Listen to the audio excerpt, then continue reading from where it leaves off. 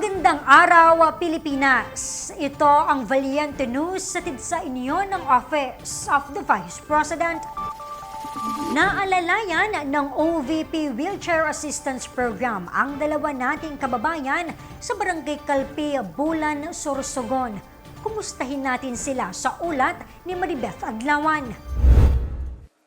Kilala bilang masipag at matapat na lingkod bayan na nagpapatupad ng kaayusan sa Barangay Calpi, Bulan, Sorsogon, si Dante Abuyog, dating kagawad ng barangay.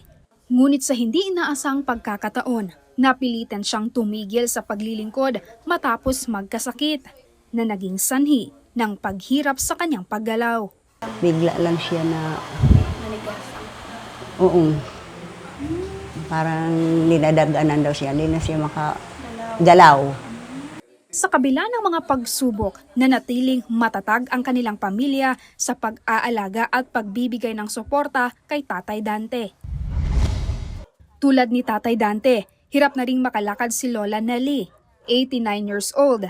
Dahil sa kanyang katandaan, hindi na rin siya madaling makagawa ng pang-araw-araw na gawain o makalabas lang sa kanilang bahay.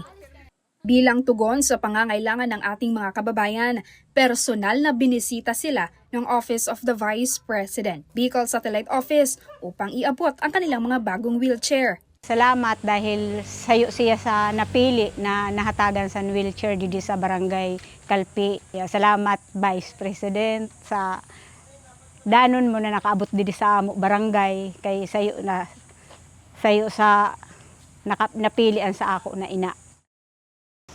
Okay man, salamat sa mga tulong man na napaabot din.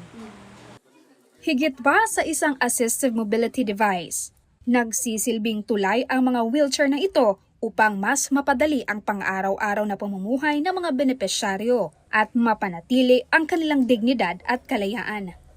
Ang Wheelchair Assistance Program ay bahagi ng patuloy na pagsisikap ng tanggapan na tumugon sa mga pangangailangan ng mga Pilipinong nangangailangan ng karagdagang suporta, lalo na sa mga senior citizens, persons with disabilities at iba pang sektor na nangangailangan ng tulong.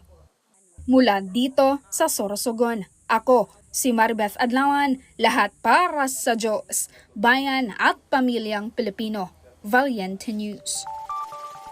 Marami pang mga balita ang dapat abangan dito lamang sa Valiente News. Ako si Claudette Loreto. Mahalin natin ang Pilipinas. Maraming salamat.